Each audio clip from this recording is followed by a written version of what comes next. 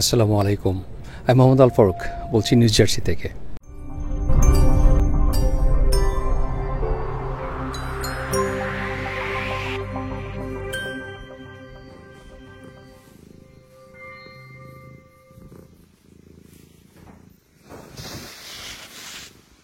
Goodbye, baby.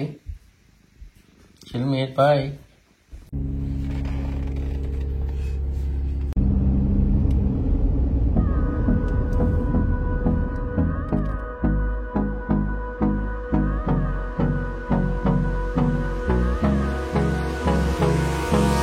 Hold me close till I get up.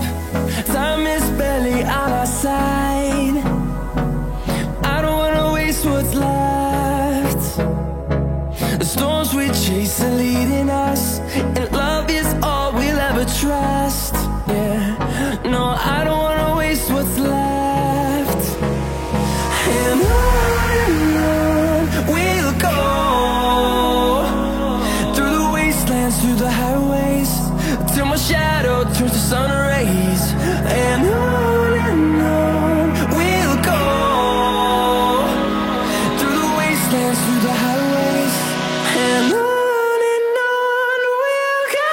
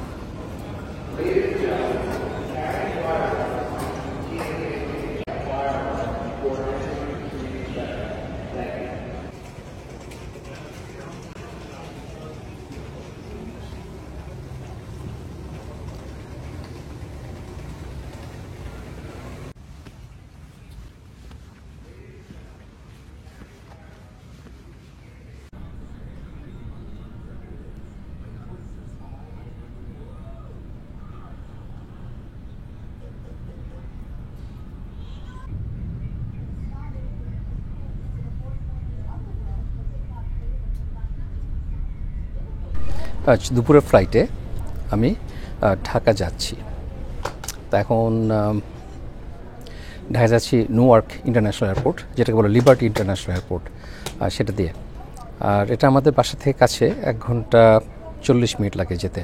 R John F Kennedy থেকে fly করলে ticket একটু সস্তায় পাওয়া যায়, $100 কি $150 কমে পাওয়া যায়, কিন্তু সেটা একটু বেশি হ্যাকটিক, প্লাস যে টোল অন্যান্য কিছু খরচ করে সমানই পড়ে যায়। কাজেই এটাই কনভিনিয়েন্ট, অল্প ড্রাইভে এখানে আসা যায়। আর নিউ ইয়র্কে যেতে 2.5 ঘন্টাও লেগে যেতে পারে জেফকে যেতে।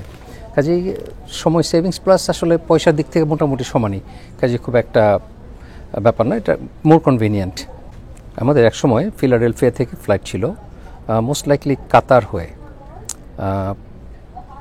কিন্তু দোহা হয়ে, কিন্তু সেটা বন্ধ হয়ে গেছে, যার জন্যে যে ফিলাডেলফিয়াটা আমাদের জন্য খুবই কনভিনিয়েন্ট ছিল, মাত্র বাসা থেকে 1 ঘন্টার ড্রাইভ। আর আমাকে দিতে আসছে আজকে বিজয় আর আমার বউ মালা। আর স্বাধীন আসতে পারেনি, আসার কথা ছিল, কিন্তু হঠাৎ একটা কাজে আটকে গেছে, যার জন্য ও আসতে পারে নাই। তো আলহামদুলিল্লাহ সবাই ভালো আছে, ঝিলমিলও ভালো আছে। আমাদের লাগেজ 2টা চেক ইন লাগেজ, একটা ক্যারিয়ন প্লাস একটা সাইড ব্যাগ অথবা ছোট্ট একটা পার্সোনাল আইটেম, সেটা একটা ক্যামেরা হতে পারে, একটা ছাতা হতে পারে, একটা পার্টস হতে পারে, হোয়াটএভার। তো এখন ইজিপ্টে আমি ফ্লাই করছি, আমার ফার্স্ট টাইম। আমি কখনোই এর আগে ইজিপ্টে ফ্লাই করি নাই। তো এটা করলাম 2টা কারণে। একটা হলো এটা টিকিট পেয়েছিলাম সবচেয়ে সস্তায় $1300, আর অন্যান্য এয়ারলাইন্সগুলো অনেক বেশি, প্রায় $2000। আর আরেকটা কারণ হলো যে আমি এটা কখনো ফ্লাই করে নাই, কায়রো হয়ে যাব, নিউইয়র্ক থেকে, অ্যাকচুয়ালি নিউ জার্সি থেকে কায়রো, কায়রো থেকে ঢাকা। যেহেতু কখনো এয়ারলাইন্সে ফ্লাই করে নেই, তাদের সম্পর্কে আর আমি একটু খারাপ কিছু শুনেছি, কাজেই একটু ভয় ভয় ছিলাম। কারণ লাগেজ যদিও 23 কেজি করে নেওয়ার কথা এক একটা ব্যাগে, সুটকেসে, কিন্তু সাধারণত সেটা হয় না, বেশিরভাগ সময় 2-1 কেজি বেশি থাকে। তো অনেক এয়ারলাইন্স এটা নিয়ে বেশ ঘেঁচাঘেঁচি করে, তারা এক্সট্রা পয়সা চায়। এক্সট্রা পয়সা বলতে মানে $100-150 বেশি চায়। তো তখন আমাদের ভিতর থেকে অনেক জিনিস খুলে ফেলে দিতে হয়, কারণ হয়তো দেখা গেল যে $10 দামের একটা জিনিস অথবা $20 দামের একটা জিনিস, সেটা নিতে যে আমার $150 এক্সট্রা খরচ হবে, এটা কেউ করতে চায় না। তো কাজেই একটু স্ট্রেসফুল। আপনি জিনিসপত্র নিয়ে যাবেন, হয়তো গিফট অথবা নিজের প্রয়োজনীয় কিছু, সেটা আপনার যদি ফেলে দিতে হয় তাহলে সেটা একটু মন খারাপ হওয়ার ব্যাপার, এবং একটু স্ট্রেসফুল। ব্যাগ খুলো, আবার নতুন করে ওয়েট করো, মেজর ওয়ে করো, বেশ ঝামেলার। তো এটা বেশ স্ট্রেসফুল। সবসময় যখন ফ্লাই করতে যাই ইন্টারন্যাশনাল ফ্লাইটে, এটা নিয়ে একটু চিন্তা হয়। তো পরে আমি জানি আমার প্রত্যেকটা লাগেজে প্রায় 1 কেজির একটু বেশি আছে। তো 2টা লাগেজে প্রায় 2.5 কেজি বেশি ছিল, কিচ্ছু জিজ্ঞেস করেনি। তারপর চেক ইনের সময় ইজিপ্ট এয়ারলাইন্সে, তারপর আমার ওদের নিয়ম হলো একটা ক্যারি অন ব্যাগ, যেটা হলো 8 কেজির বেশি হতে পারবে না। আমারটা ছিল 10 কেজি, ওরা মাপে নাই, সাইজ দেখে বলে দিয়েছে ইটস ওকে। তারপর আবার কাঁধে একটা ব্যাগ, আবার আমার ড্রোন, সেটা তো আলাদা, মানে 3টা পিস থাকার কথা, 2টা খুব বেশি হলে, সেখানে আমার 3টা পিস ছিল, সেটা নিয়ে কিছু বলে নাই। যাই হোক, এটা একটা প্লেজেন্ট এক্সপেরিয়েন্স। আর সকাল আসা এটা এমন অ্যাডভান্টেজ আমাদের সিকিউরিটিতে, অথবা যে কাস্টমস ইমিগ্রেশন যে চেক পয়েন্ট, সেখানে একেবারে উইদিন লেস দেন 5 মিনিটস এটা চলে গিয়েছে। ভিড় একেবারেই ছিল না।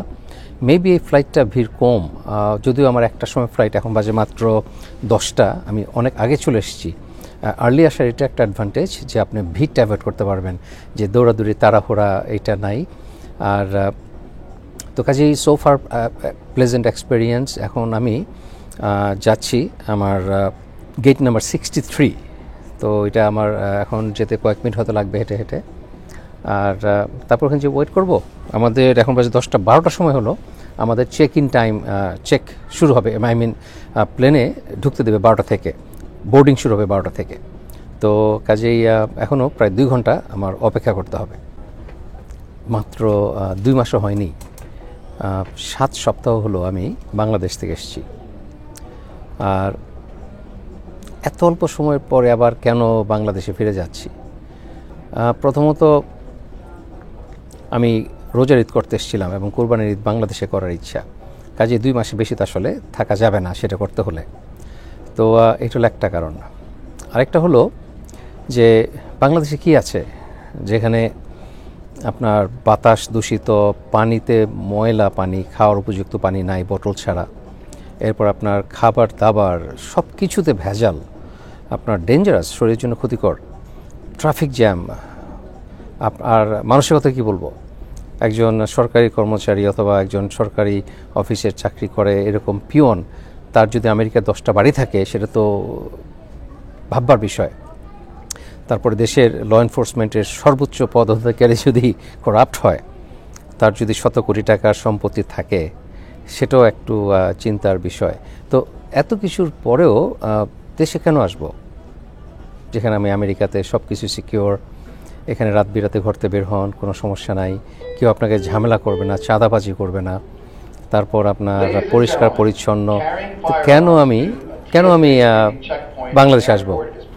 আসলে এর উত্তর আমি জানি না, কিন্তু এখানে আমার একদিনও মন টিকে না। কারণ আমি এবার বাংলাদেশ থেকে আমেরিকা আসার 2 দিন পরেই আমি আবার টিকিট কেটে ফেলেছি ঢাকায় যাওয়ার জন্যে।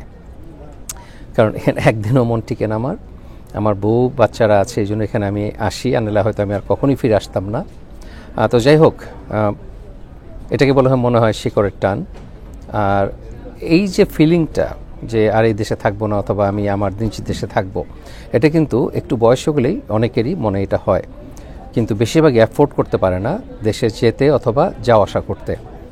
আর আলহামদুলিল্লাহ, আল্লাহ আমাকে সেই সুযোগ দিয়েছেন, এবং এর জন্য আমি আল্লাহর কাছে কৃতজ্ঞ যে শেষ বয়সে আমি ট্রাভেল করতে পারছি, আমার দেশে যখন মন চায় যেতে পারি, থাকতে পারি। এটা আল্লাহর একটা বিরাট বড় রহমত। না হলে আমি তো মনে অনেক কষ্ট পেতাম, অনেক কষ্টে থাকতাম। এখানে বসে বসে আমি এয়ারপোর্টে সব প্লেন টেক অফ ল্যান্ডিং দেখতে পাচ্ছি, আর ব্যাকগ্রাউন্ড আছে নিউ ইয়র্ক সিটি।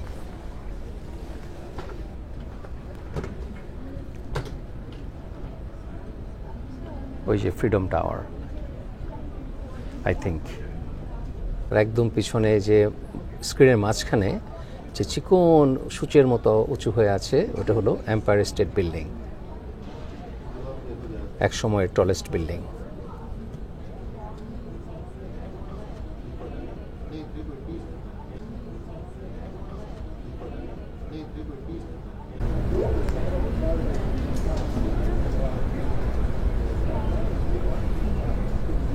এখন আপনাদের মনে প্রশ্ন আসে, আমি জানি যে আমি এত ট্রাভেল অ্যাফোর্ড করি কিভাবে এবং আমার সংসার চলে কিভাবে, অথবা আমি আমার সোর্স অফ ইনকাম কী।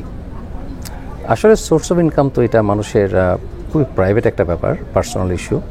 অথবা আমার প্রফেশন কী, এটা অনেকেই জানতে চান। আসলে আমার লাইফে, এটা আমি অনেক ভিডিওতে বলেছি কিন্তু আবার বলছি, কারণ সবাই তো আমার সব ভিডিও দেখেন নাই। আমার লাইফে আমি সেই ডিশ মাজা, মানে বাসন পেলা ধোয়া থেকে শুরু করে ট্যাক্সি চালানো, রেস্টুরেন্টের শেফ, লাশবাহী গাড়ি চালানো, ঠেলা গাড়ি ঠেলা, এমন কিছু নাই যেটা করি নাই। আমি সব করেছি আমার লাইফে। এবং কিন্তু আমার যে প্রফেশন সেটা হলো আমি একজন কমার্শিয়াল পাইলট, ফ্লাইট ইনস্ট্রাক্টর। আমেরিকাতে অনেক বছর সেই প্রফেশনে ছিলাম।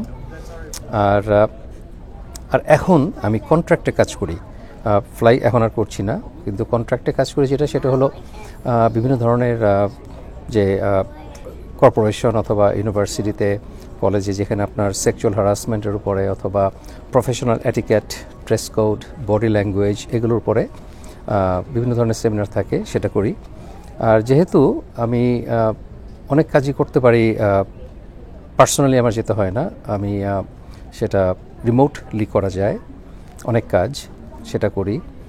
আর সেটাতে কিছুটা ইনকাম। তারপর আপনার আরেকটা ব্যাপার হলো যে যেহেতু আমার কোনো এক পার্টিকুলার লোকেশনে থাকতে হবে না, আমি যেখানেই থাকি আমার ইনকাম আলহামদুলিল্লাহ হবে। আর যেহেতু কন্ট্রাক্ট, আমার ফ্রিডম আছে, আমি কখন কাজ করব কখন কাজ করব না। কাজে এটা একটা অ্যাডভান্টেজ এবং এটা বিরাট বড় হেল্প। আর ইউটিউব থেকে যে আমার ইনকাম হয় সেটা থেকে আমার বেশিরভাগ যে খরচ, ট্রাভেল যে এক্সপেন্সেস, সেটা উঠে আসে। সমস্তটা উঠে আসে না, বেশিরভাগ উঠে আসে। তো এটা একটা হেল্প। প্লাস আমার আলহামদুলিল্লাহ বেশ কয়েকজন সাপোর্টার আছেন, তারা নিয়মিত সাপোর্ট করেন আমাকে, এর জন্য আমি অনেক ট্রাভেল অ্যাফোর্ড করতে পারি। তো এই তো আমার মোটামুটি অনেক কিছু বলে ফেললাম আমার সোর্স অফ ইনকাম। আরেকটা ব্যাপার হলো আমার কোনো লোন নাই আলহামদুলিল্লাহ। মানুষের অনেক সময় এই বয়সে, বিশেষ করে আমার বয়সে, তাদের এত টাকা লোন থাকে, বাড়ির লোন, গাড়ির লোন, ক্রেডিট কার্ড বিল, সব কিছু মিলেমিশে একটা হচপচ অবস্থায় থাকে। কিন্তু আলহামদুলিল্লাহ আমি আরও 5-10 বছর আগে থেকেই প্ল্যান করছিলাম যে আমি আমার শেষ লাইফটা আমি স্ট্রাগল করতে চাই, আমি এনজয় করতে চাই। এই জন্যেই আমার যত বিল যা আছে এগুলি সব পে করে দিয়েছি এবং আলহামদুলিল্লাহ আই এম ফ্রি। আমার লোনের যে শিকল, সেটা আমার পায়ে বাধা নাই। একটা অ্যামেজিং শট, একটা প্লেন টেক অফ করছে, একটা প্লেন তার পাশে ল্যান্ড করছে অন্য একটা রানওয়েতে, প্যারালাল রানওয়ে।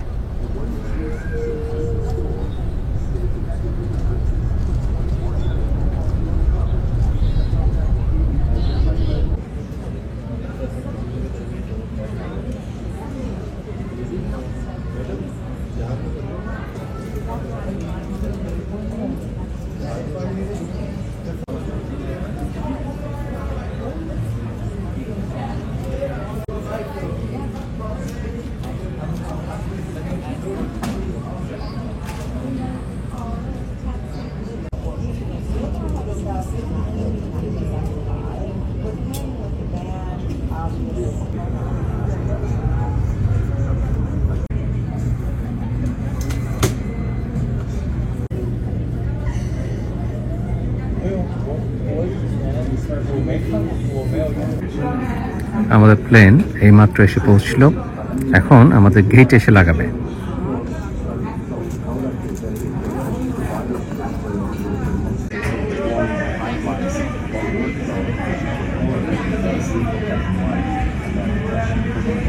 আমাদের গেট নাম্বার হলো 63।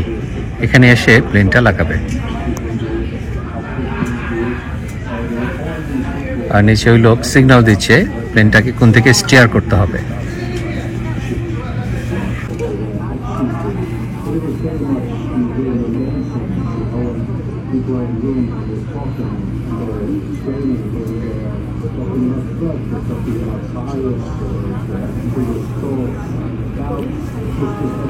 সে ক্যাপ্টেনকে অথবা পাইলটকে বলে দিচ্ছে যে কোন দিকে টার্ন নিতে হবে, যেমন এখন বলছে যে সোজা আসতে হবে।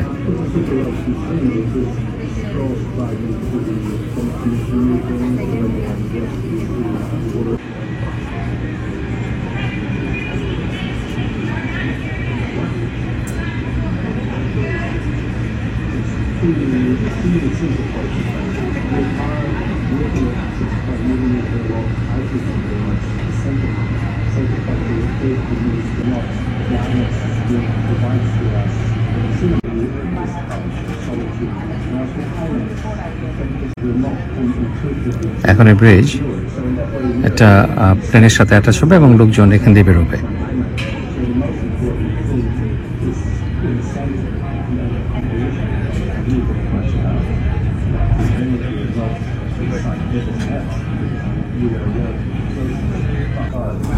লাগেজ কালেক্ট করার জন্য গাড়ি আসছে।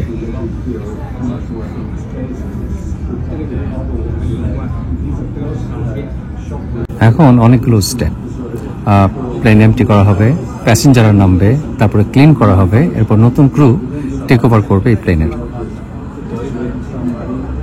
এয়ারপোর্টে দেখা হয়ে গেল সিলেটের আসলাম ভাইয়ের সাথে। ভাই কেমন আছো? ভালো আছি আলহামদুলিল্লাহ, আপনারা কেমন আছেন? ও থাকে প্যাটারসন, আমাদের নর্থ জার্সি, আমার বাসা থেকে প্রায় 1.5-2 ঘন্টার মতো রাস্তা আমার বাসা থেকে, বেশ দূরে।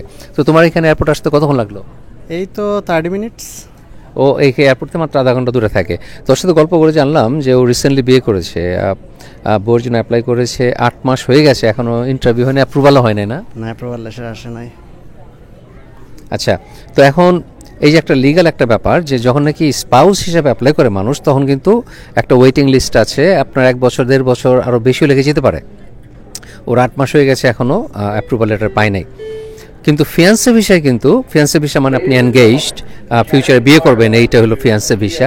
এই ভিসায় কিন্তু কোনো ওয়েটিং লিস্ট নাই, এটা 5-6 মাসের মধ্যেই চলে আসে সাধারণত, কাজে এটা একটু কনসিডার করার ব্যাপার। এনিওয়ে, এই বেচারা 8 মাসে 7 মাসে আবার সেকেন্ড টাইম বাংলাদেশে যাচ্ছে, বউকে মিস করে অনেক। ফার্স্ট টাইম যাইতেছে। যাই তো, বিয়ের পর আর কি ফার্স্ট টাইম? বিয়ের পরে ফার্স্ট টাইম যাইতেছে। তো আসলে গল্পটা শুরু হয়েছিল, আমি জিজ্ঞেস করেছিলাম যে তুমি কতদিন পরে দেশে যাচ্ছ, বললো যে 7 মাস পরে। আমি বললাম তো ঘন ঘন ইয়াং বয়সে এত মানুষ জানে, কি বিয়ে করছো? হ্যাঁ। Anyway, thank you. Nice meeting you, uncle. Thank you. Nice Bye, meeting you. uncle, whatever. NASA service to Cairo. We are kindly paging for the following passengers: Alinaki, খাবার নিয়ে আসছে। Bavnagri,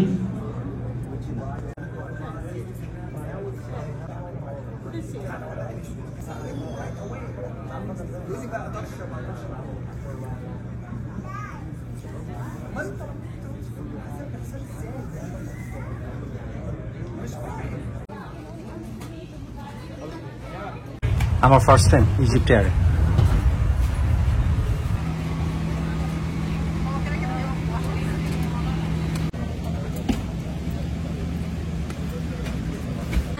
আমাদের টেক অফ টাইম ছিল 1টা সময়, এখন 1:30 বাজে, plane আধা ঘন্টা দেরি হয়েছে। তো একটা এয়ারলাইন্সের আধা ঘন্টা দেরি মানে এটা একটা পার্ট অফ দ্য সার্ভিস, এখন ধরা হয়েছে সার্ভিস ভালো না। তো যাই হোক, এখনও সো ফার সো গুড। এখন খাবার যদি ভালো হয় তাহলে ভালো রিভিউ হবে। আর অনেক পুরনো প্লেন। তো যাই হোক, একটা অবাক করার ব্যাপার সেটা হলো যে আমাদের 10-10.5 ঘন্টার ফ্লাইট, সেখানে কোনো হেডফোন দেওয়া হয়নি, যে আমরা সিনেমা দেখলে যে শুনবো সেটা শোনার কোনো উপায় নাই। কাজে এটা একটু সারপ্রাইজিং, ইন্টারন্যাশনাল লং ফ্লাইটে কোনো হেডফোন দেওয়া হয়নি। সবসময় ইন্টারন্যাশনাল লং ফ্লাইটে আপনাকে একটা পাউচতে একটা প্যাকেজ দেয়, যার ভিতরে থাকবে টুথপেস্ট, ব্রাশ, একটা মোজা, আপনার চোখে ঘুম আসার জন্য যে একটা উপরে কভার পরে সেটা, তারপরে এই ধরনের কমফোর্টের জন্য কিছু জিনিস থাকে। কিন্তু অবাক কাণ্ড যে এখানে কিছুই দেওয়া হয়নি। এটা একটু সারপ্রাইজিং, কারণ আমি 2 মাস আগেও যখন টার্কিশ এয়ারলাইন্সে ফ্লাই করেছি, ওরা কিন্তু সবই প্রোভাইড করেছে।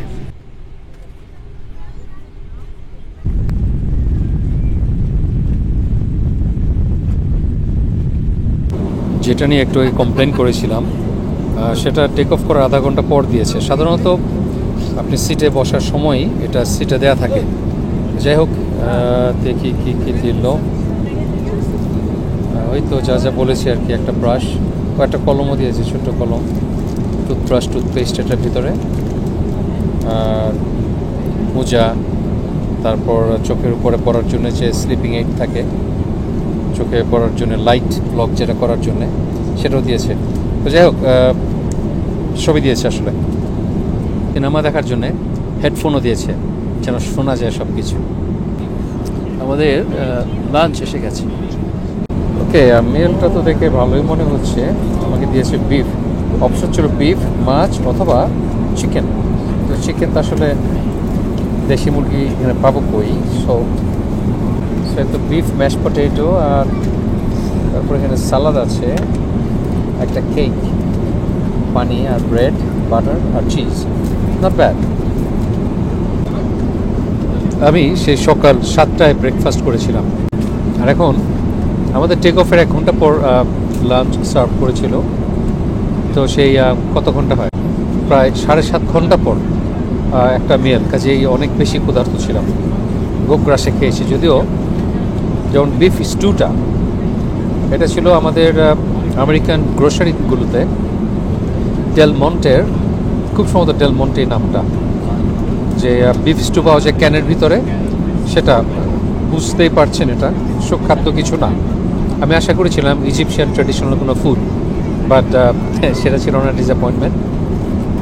আর সাথে যে সালাড দিয়েছিল, এটা আসলে ক্যাবেজের একটা পিকলড ক্যাবেজ, ঠিক সালাদ বলা যায় না। তো এটা একটা স্যান্ডউইচের সাথে দিলে মানায়, কিন্তু এই যে ফুড যে কম্বিনেশন, এই কী বলে এটাকে, বিফের সাথে ম্যাশ পটেটো ঠিক আছে, আর কিন্তু সাথে যে এই ক্যাবেজের পিকল ক্যাবেজ, এটা যায় না এটার সাথে। এনিওয়ে, হাংরি ছিলাম, খেয়েছি।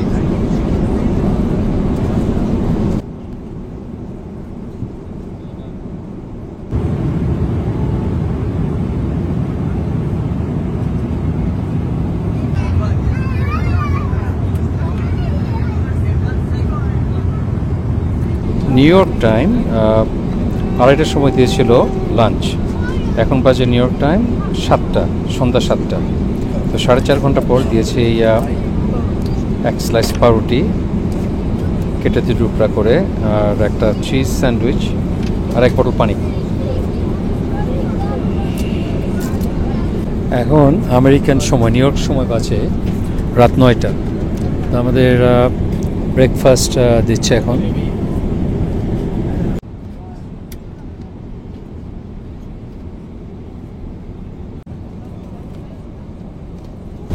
ব্রেকফাস্টে আছে স্ক্র্যাম্বলড এগ, সসেজ, আলু, সবজি, মাশরুম, আর পাউরুটি, 3 টুকরো মেলন, চিজ, এরপর জেলি আর বাটার আর অরেঞ্জ জুস। এগুলো ব্রেকফাস্ট। আরও একটা অখাদ্য খাবার খাইলাম। আলুটা ছিল সগি, সবজিতে ছিল টু মাচ সল্ট, আর সোফার খাবারগুলো খুবই খারাপ। 2টা মিল, 2টাই খারাপ ছিল।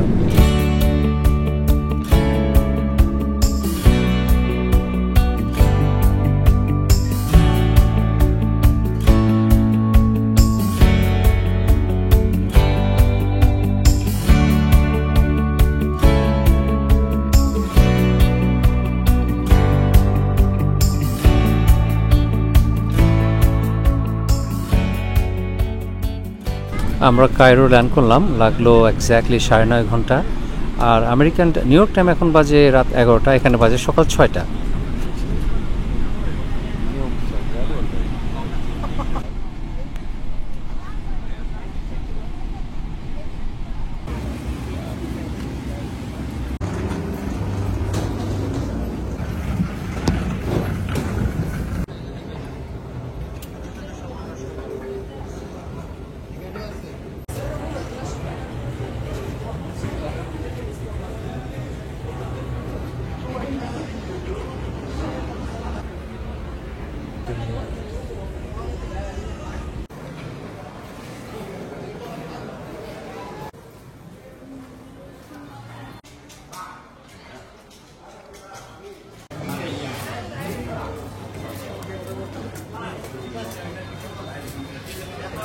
আসসালামু আলাইকুম ভাই, কেমন আছেন? জি ইনশাল্লাহ ভালো আছে। নিউ ইয়র্কের আরেক ভাই। জি তা আমাদের এই কায়রোতে 2 ঘন্টা লেওভার ছিল, কিন্তু সেটা বেড়ে এখন 3 ঘন্টা হয়ে গেছে, 1 ঘন্টার ফ্লাইট ডিলে।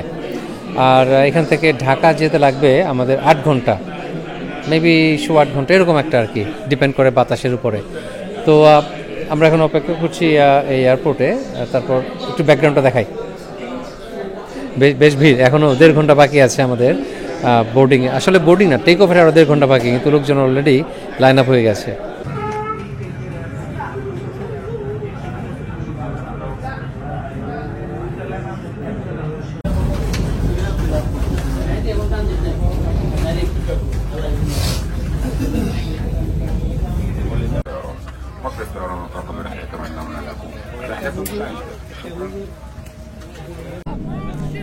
আমাদের অরিজিনাল স্কেজুল ছিল সকাল 8:30টায়, সেটা চেঞ্জ করে করেছে 9:30টায়।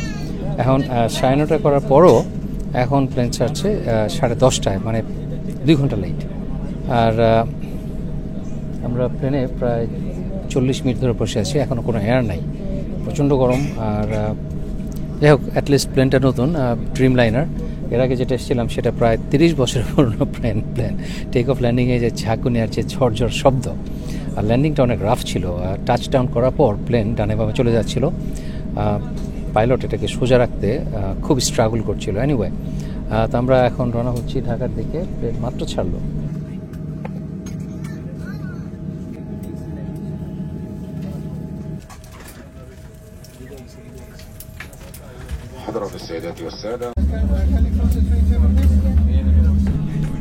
আমাদের প্লেন রানওয়ের দিকে যাচ্ছিল, ছেড়ে দিয়েছিল, কিন্তু তারপর ফিরে আসছে, কারণ টেকনিক্যাল প্রবলেম। তো আমরা প্রায় আরও 1 ঘন্টা প্রচণ্ড গরম এর মধ্যে বসে আছি আমরা। আর এখনও 100% শিওর না কখন ছাড়বে। বললো যে ছাড়বে এখনই, 10 মিনিট করে 1 ঘন্টার উপর হয়ে গেছে আমরা প্লেনে বসে আছি এখন। এ ধরনের গল্প আমি শুনেছি, কিন্তু বাস্তবে কখনো এক্সপিরিয়েন্স করিনি, আজকে করলাম। তো এখন 11:20 বেজে গেছে।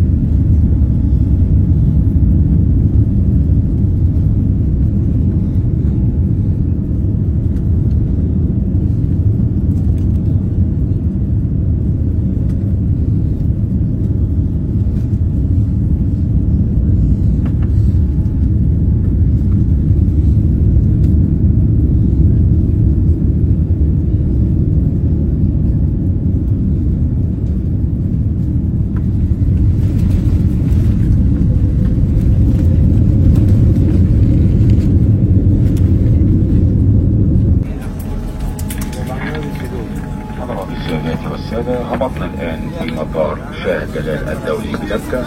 الساعة الآن حسب التوقيت المحلي 9 مساء و30 دقيقة، ودرجة الحرارة خارج الطيارة شنها 29 درجة مئوية. حرصا على سلامتكم.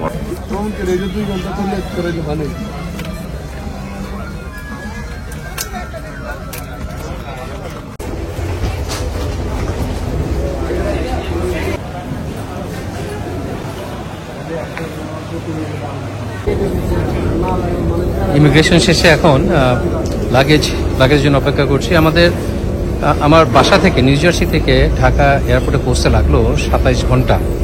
আর ইজিপ্ট এয়ারের এক্সপিরিয়েন্স খুব ভালো ছিল না, আমি পরে আরও ডিটেলস বলবো। এখন আমি ইব্রাহিম ভাই আসছে আমাকে পিক আপ করতে। তো তো এখন অপেক্ষা করছি লাগেজের জন্য, তারপর বাসা চলে যাবো।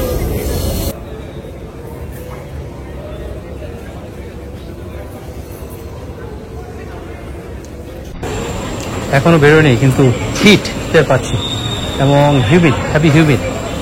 এনিওয়ে ইব্রাহিম ভাইয়ের জন্য অপেক্ষা করছি আমি। ইজিপ্টের খাবার ভালো ছিল বলা যায় না, ওদের সার্ভিসও ভালো ছিল না, আর ডিলে, সব জায়গায় ডিলে। আমার লাগেজ কালেক্ট করতে লাগলো প্রায় 1 ঘন্টা, আর ইভেন ল্যান্ড করার পরেও প্রায় 20 মিনিটের মতো বসেছিল, কারণ যেই বেতে তারা থামবে সেখানে সেটা অ্যাভেলেবল ছিল না। যাই হোক, সবচেয়ে বড় কথা হলো আলহামদুলিল্লাহ নিরাপদে পৌঁছেছি, কিন্তু ঢাকার হাট হিউমিডিটি ফিল করছি এখন। এনিওয়ে অপেক্ষা করছি।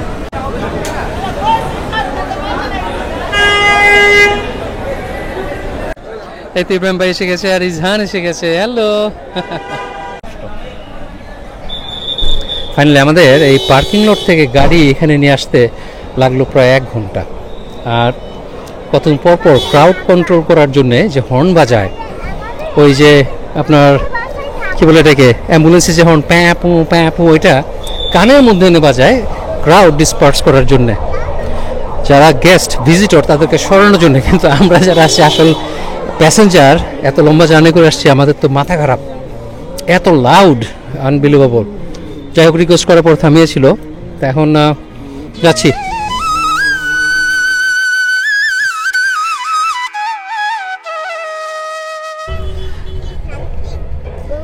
এখন টেম্পারেচার বেশ কমে গেছে, হালকা একটু বৃষ্টি হলো মাত্র 1 পশলা, আর কাজে এখন অত খারাপ লাগছে না। হ্যাঁ, ঝড়টার নাম যেন কি? রেমাল। ঝড়ের সাথে সাথে আমি এসছি, নাকি আমি ঝড় নিয়ে আসছি সাথে, বুঝলাম না। রাতেই ঝড় হবে। আর বৃষ্টি হওয়ার কারণে বাতাস একেবারে পরিষ্কার, কোনো ধুলাবালি নাই, এবং তেমন বেশি বৃষ্টি হয় না, হালকা বৃষ্টি, কিন্তু এতেই সব কিছু পরিষ্কার হয়ে গেছে। খুব সুন্দর একটা অভিজ্ঞতা।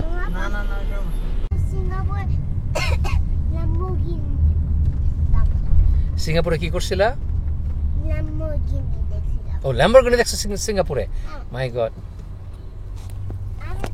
জান আমার সাথে তার থাইল্যান্ড এবং সিঙ্গাপুর ট্যুর এক্সপেরিয়েন্স শেয়ার করতেছে। সব গাড়ি জানে, সে এলিভেটর চালাতে পারে।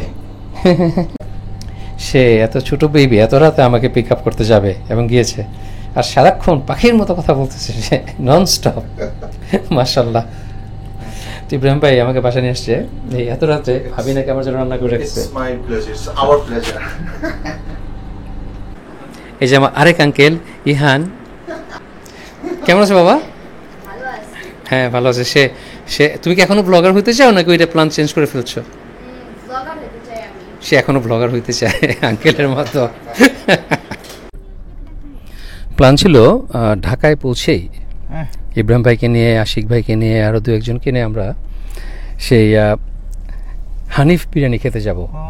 কিন্তু প্লেন যে এত দেরি, এত লেট করেছে, সব কিছুই ডিলে ছিল, আর এত বেশি একটা সব কিছু একটা বেশ হচপচ হয়ে গেছে। আর ইন দ্য মিন টাইম ভাবি সব রান্না করে ফেলেছে, কাজেই তার রান্না এখন তো না খেয়ে হানিফ বিরিয়ানি খাওয়া যায় না।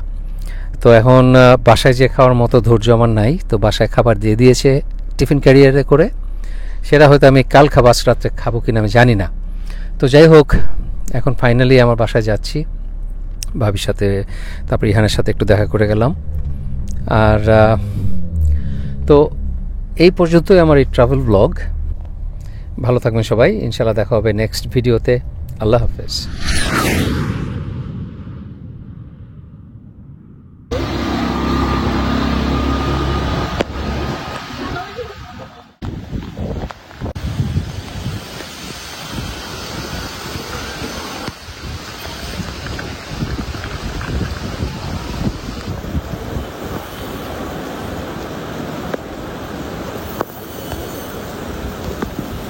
যাই না কোনো দিকে, ওরকম বৃষ্টি না তো।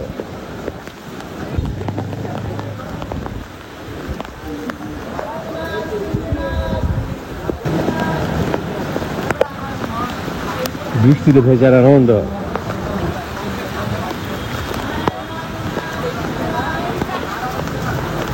আর দল বেঁধে বৃষ্টি দেখে যে আরো বেশি আনন্দের।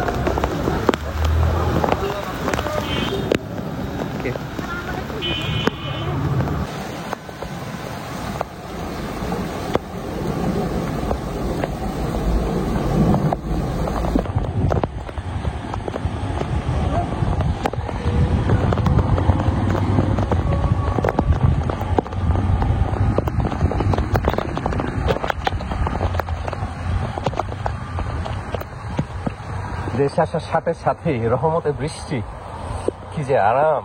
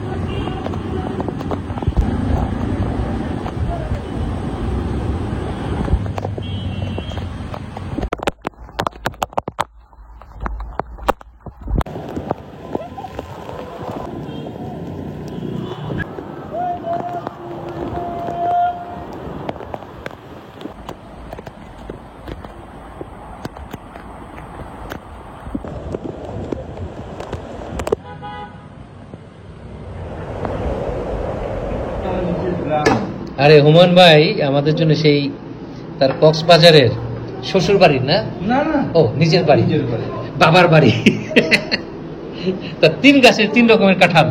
সুবহানাল্লাহ, যে গন্ধ, সুগন্ধ, হায় হায়, আরেকজন তো মিস করে ফেলছে। তুমি তো লাভ দাও না এখনো।